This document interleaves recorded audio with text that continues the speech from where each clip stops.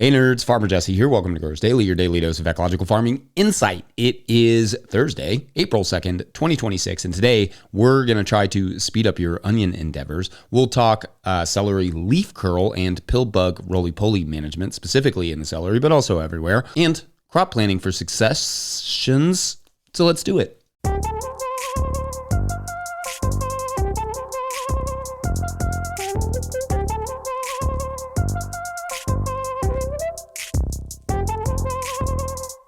All right. Happy Thursday, everyone. I hope you all are doing well and that you are enjoying your first days of the new month. It's been warm and windy here every day, though we did finally get some rain last night, which was inconvenient for soccer practice, but convenient for the garden, as it tends to be. Weird to be this dry in March, but with all the heat and wind we've had, dry was kind of where we were. I had planted some more lettuce yesterday too, so it feels good to have that, when it gets watered in, even if I would have probably gone a little bit gentler with the hose. I'm feeling pretty good, pretty ready for the season. Harvest will start next week in a small way with lettuce, but should ramp up pretty quickly with carrots and beets and stuff like that on the way.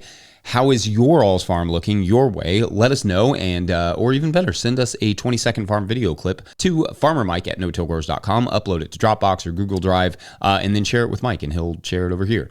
I always do the final watch before any video goes up, and I just love to see those little surprises kind of stuck in there. So yeah, thank you all for those. All right, per tradition, Thursdays are the day when we take a trip through the Patreon questions and try to answer 3 questions to help us stay caught up over there, which we will have to do a lot of Patreon questions to get caught back up. But you all don't worry about that. That's my job. And Patreon members, never hesitate to get your questions in. There is officially an April show thread, so stick them over there. Today's first question comes to us from Yao King, who asks, quote, "Thanks for covering onions on the most recent episode." Obviously not recent anymore, but anyway. "I love onions, but have one problem. Transplanting them into the soil is absolutely backbreaking. My seed packets I buy are 300 seeds each, so if I'm planting 3 varieties, that's 700 to 800 plants, assuming some don't germinate. That means hours of planting by hand and a very sore back. How would you plant that many onions?" End quote. Okay, great stuff here, Yao. Appreciate the question. There are actually a few different things to think about. Now, it sounds like you are directly seeding your onions into the soil, so you're starting them from seed in the soil, which is totally fine. That is a thing, though they are quite slow to grow in general, so, weeding can be a little bit difficult and it just takes a really long time. So I personally prefer to start them in trays and then transplant them. If you are directly seeding onions, however, or directly seeding anything really, a seeder is going to make all the difference in the world in terms of efficiency, just all the difference. Now, seeders are not cheap, and I'm old enough to remember when the Earthway was under $100, but I see it now at earthway.com for $150. So that's not too bad. Actually, that's not bad at all. Like, that doesn't even seem like it's kept up with inflation. But anyway, I've had my Earthway for nearly 15 years, I think, at this point, and still going strong. I think the only thing I've had to replace on it was the drive belt a couple of times because it wears out. So that means I put in maybe another $40 or so since we bought the Earthway in 2011 or 2012. That seems like a pretty good deal in retrospect. Like, it's basically like renting it for $10 or $12 a year. Anyway, I digress. Seeder like that, even on a small scale, is going to make practically any job that much easier. You don't need something fancy like a Jang if you're not doing this commercially or on a large scale. The Earthway is just fine for that. As for transplanting onions using baby plants, which is what we do, and speeding up that process, well, first, the tilth and condition of your soil will make a big difference in efficiency just in general. If your soil is firm and difficult to get into, to put the plants into, to the point that you have to use like a dibbler or a trowel or to bury each crop, that's going to be super tough and slow you down tremendously. Ideally, you can just shove the plant into the soil pretty quickly and move on. So as in, like, take it out of the tray, or if you order starts that they come in little bundles, but anyway, take it out of the bundle. Then you set it gently into the soil, just, the roots just need to be in there just an inch or so, and then bury them as you go. And just, if you don't have to mess with the firmness of the soil, it just goes super fast. Creating that ability, the sort of tilth, could mean a layer of compost or a light scuffling of the surface or harrowing or tilting or etc. It's really just about having a pliable surface that's easy to get the plants into. Now, of course, there are all sorts of tools for every scale for speeding up the transplanting process. On a larger scale, tractors have water wheel transplanters that you can just like sit on while the tractor drives, and you pop those puppies into the soil. Then, like on the market garden scale, there are things like the paper pot transplanter that come with literal chains of paper pots that you can fill with soil, sow the crops into those, germinate them in the greenhouse, and then use a special wheeled tool called the transplanter to insert the chains of plants into the soil, just kind of one after another. It's very fast. Jackson, in fact, demoed one of these a couple years back for a video, which I'll link in the show notes, or actually Michael will have to do it because I think I forgot to send it to him. Anyway, for most backyard growers, that setup will be completely overkill. Like it's a couple $1,000s, and that's just, probably more than you need to speed it up. Earthway probably makes more sense. There are also standing transplanters where you effectively punch a hole in the ground with a large tube-like tool, dropping the transplant down the tube from a standing position and move on to the next one. I've never used one of those personally, but it could be a good way to deal with like denser soils potentially. Otherwise, planting is just hard to make efficient in general. It's a slow process, so make sure that every little part of it is done right so as not to waste all that time. Anyway, I hope I answered that for you, Yao, and best of luck on this season. Let us know how it goes or how it grows, which I promise not to adapt as my catchphrase. Otherwise, we're going to take a quick break, and when we come back, we will talk about pill bugs / roly-polies all up in our garden business, BRB. Today's episode is brought to you by Grown By. Grow smarter with Grown By, the farmer-owned cooperative. Grown By is the platform for online sales of everything, custom and traditional CSAs, halves of beef, flower bouquets, wholesale to restaurants, and now Grown By supports in-person sales too. Their new app, Grown By Register, you can supercharge your market and farm stand, finally bringing together your online and offline sales and customer data. Grown By is proud to make local food accessible by processing SNAP benefits online and in person right within the app. Grown By helps you put your best food forward. Schedule a demo at coop.grownby.com/no-till. That's coop.grownby.com/no-till. Today's episode is brought to you by Rimmel Greenhouses. Whether it's tomatoes to market, flowers in the spring, or your family's harvest, growing in a greenhouse protected from the weather provides the right environment that you need for a harvest that you can count on. Rimmel Greenhouses are designed for durability and offer the quality that you need to grow productively year-round. Visit rimmelgreenhouses.com to get a quote today. If I may editorialize for a second, I own a Rimmel tunnel. I love it. We built it ourselves, and I really appreciated the quality of the tunnel as well as the customer service we received in the process. So make sure to check them out. If you, the listener or viewer, are enjoying this podcast, getting even a small amount of value from it, consider supporting our work over at patreon.com/no-till-growers. I will try to get to questions from everywhere the questions come in, but I will always get to your Patreon questions. Now, today's Patreon question comes to us from Patreon member Dan Gorman, who writes, quote, "Hey Jesse, thanks for all you do and sharing great growing information. I know you've covered celery before, but wondering if you could dive a little deeper into celery pests. I watched your YouTube video on celery and found I was spacing mine too close. What I see is that roly-polies turn my celery into a hotel. I'm wondering if the spacing is a driver in that. It stays relatively damp between the celery, and so maybe that's just part of what they're looking for, ? I also find holes bored through the stalks, but haven't identified the culprit. Also seeing leaf curl and some loss of the growing tip in the center of a few plants. My context, zone 5A Western Wisconsin, I tried to plant them on the early side and then harvest stalks until the frost, at which point I harvest the whole plant. Would love to hear your thoughts. Thanks," end quote. Okay, thank you here. This is a fun question. So there are actually two different questions here. The first is about dealing with the roly-polies or pill bugs, and the second is about celery and leaf curl. The reason I'm separating these is because roly-polies, pill bugs, and other shredders like that will terrorize many different crops, and it has mostly to do with the conditions of your soil, or specifically, the mulchiness of your soil. In my experience, the most pill bug damage I've seen is primarily around deep compost mulch beds or beds with lots of residual residue from compost or wood chips or whatever, where they can find both food and shelter quite easily. There is not a ton that can be done there except, pulling back any mulch away from the base of the plants as much as, makes sense for you. And then you can also try to trap some of these bugs under, some cardboard and or rocks laid around the garden, and either drop them into soapy water or preferably transport them to a pasture or elsewhere, or near a compost pile or something, because in general they are good guys, shredding material down so microbes can get, can better decompose it and release its nutrients. But sometimes they, these roly-polies and such just can't help themselves and go for, some fresh celery or some beets or carrots or really whatever happens to be near wherever they live under that mulch. And of course, Like you alluded to, it could be something else with the celery. It could be thrips. It could be, who knows. That may just take a little bit more investigation on your part to see if you can catch the culprit. Now, on the leaf curl, there are a few things that can cause it. One is herbicide contamination. I had some celery once that I suspected was contaminated by some compost because it wasn't the whole bed of celery. It was just like a few feet right in one spot of our greenhouse.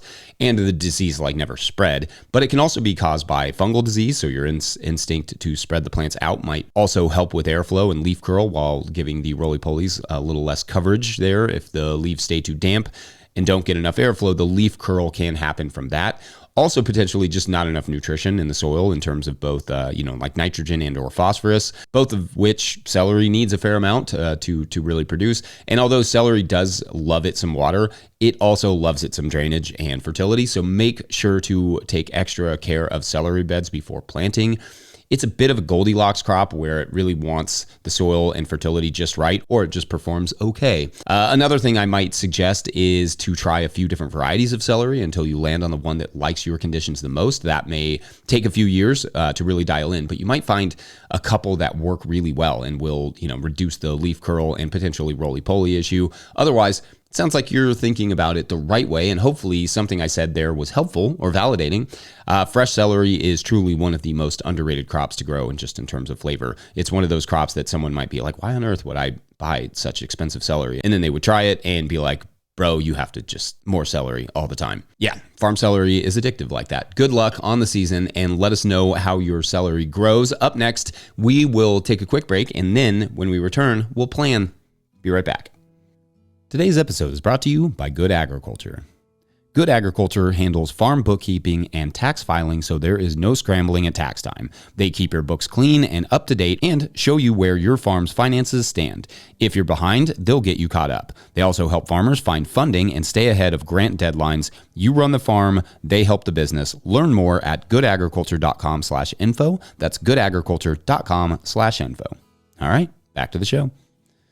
All right, our last Patreon question of the day comes to us from Sweet View Farm, who writes, quote, do you have any suggestions on making crop planting more efficient, particularly around planning crop rotations and succession planting dates? Because our farm is still getting established, we end up growing a different amount of each crop each year, making it hard to do something simple like advance everything 1 or 2 beds forward. As a result, I spend weeks reinventing the wheel in our spreadsheet every year instead of just having a system that more or less maintains itself and just requires annual tweaks. Any suggestions on making it easier to plan our crop rotations would be much appreciated. Thanks. End quote. All right. I feel like we talked a lot about crop planning last year, but not so much this year, which with winter almost over is probably a little bit on the late side, but that might be a good thing because you can start considering these questions over the growing season. So for me, crop rotations are not about the garden. They're about your market. What I mean is that I like to start at the market, like just examining what I need and what crops I want and when, and then work my way backward. For instance, if I want, lettuce every week and I can get 1 bed to cover 2 weeks worth of lettuce for X market, then I know I need to plant at least 1 bed every 2 weeks for that market. Then each crop can be handled, that same way. Beets, carrots, all the things. After you know what you need to be planting and how much each bed will yield you, then you can lay that out on a spreadsheet and make sure that you have the space in the garden at any given time to handle the number of crops that you need or want. Now, I will say I don't have to crop plan like I used to because we've simplified our program a lot. So now I just kind of get in a rhythm of knowing what I need to start. But until you stabilize your business, i.e. stop, making it bigger, adding or dropping markets, etc. And until you've gotten a good idea of how long each crop takes to, reach maturity every season and what it yields, then the crop plan is going to be a little harder to nail down perfectly. It just really is. It will just take time. It really is just kind of like keep it light until you know your land, your soil, your markets, your varieties, your yields. A couple things to consider. Once you know your whole garden plan will fit, I like to make sure that I have at least 1 bed unaccounted for at all times in case a crop goes wrong or it is slow to harvest or a customer wants some extra of something kind of on the fly. On the fly in farming is like, 6 weeks, but you get the idea. Like for me, I would never make my crop plan so tight that there is no room for error or adding anything else. Also, if you're having trouble with crop rotations among families, consider pairing crop families to rotate together. Nightshades and alliums and carrots, for instance, brassicas with spinach family crops. Those specific pairings are somewhat arbitrary, but that way you are always, kind of keeping those crops together. That may make it simpler. Scale will matter a lot too. If you're on a larger scale, you are less likely and less needing to crop a bed 3 or more times in a single season, whereas in a backyard or on a small intensive scale, you really have to crop those beds as much as possible to maximize your income. So your crop planning may be more intense the more intensively that you grow. Side note that Dan Brisebois is someone I recommend who has done a lot of work on crop planning and how to best utilize spreadsheets if you need a good reference point. And he co-wrote this excellent book called Crop Planning for Organic Vegetable Growers. I'll link it in the show notes. It's a must-own market gardener book, and perhaps the main point is don't start with the crops, start with how much you need to earn and work back from there, crop by crop. You may also be able to find various conferences or talks that he's done online, and obviously, follow the Seed Farmer podcast, which I was on recently. I think I mentioned that. In fact, talking about the topper popper pepper and the golden nugget sweet potato, among other things. Last, I should add, some of the software out there will, some of the various farm software out there will do much of this work for you. You plug in how many of X crop that you will need, and it will tell you how many beds it will, take up for and for how long, etc. Crop planning, I find, is really, pretty personal to the farm because everyone's market and crop list and growing conditions are so different. I think just don't beat yourself up to make it, perfect from the jump. Just find a system that works for you and build on it year after year. Yeah. All right. I hope that was at least somewhat helpful. Let us know what your crop planning philosophy is, and otherwise, I think that's it for this Thursday. Don't forget, No-Till Growers is a nonprofit 501c3, so donations are tax deductible and greatly appreciated. Please make sure to like and subscribe and or follow wherever you're getting this podcast. That is an easy way to help us out as well.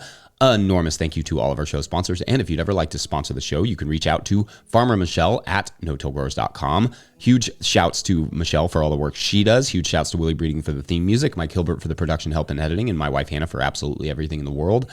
Also, shouts to Epidemic Sound for the background music that you can hear. Every breath is filled with thoughts of you. Pick up one of the new hats or a copy of my book, The Living Soil Handbook, at no-tillgrowers.com to support this work.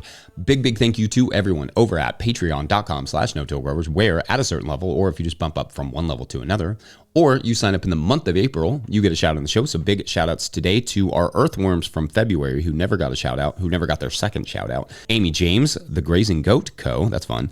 Steve Leavesay, Andrew Ott, Connie, and Stephen Rowe. Shouts to you all for all the support. All right, so continuing on with our story from the week about Junie, who has moved to a mountain town, just get away from the disaster that had become her marriage and life and all the things and start fresh. That was the goal. But Junie sort of finds herself perched at the window of her new apartment watching the town folk walking down the street, and they're all just kind of lightly dancing. Some of them are really going for it. Some of them are just kind of bobbing their heads up and down, and she can't really figure out what in the world this means. Why on earth would people be doing this? They don't particularly look happy to be dancing. Is it some sort of weird local ordinance, something in the water? Junie is truly perplexed. So she goes down to the street to investigate. There's no music. There's nothing to dance to here, and she can't really figure it out. And no one is wearing headphones. They even lightly smile as they pass by, but just look blank and just keep dancing. Even people who drive by in their cars are sort of bobbing their heads as well. Then she hears it, psst, from behind her, and she turns around to find a young woman crouched in the shadows, bobbing her head. And hey, the young woman says, you should leave as fast as you can. Run. And that is for tomorrow on The Mountain Townies Know How to Get Down. Yeah, maybe there's a double entendre there, maybe a little play on words, maybe nothing. We will find out tomorrow. Thanks for watching and or listening. We'll see you then. Bye.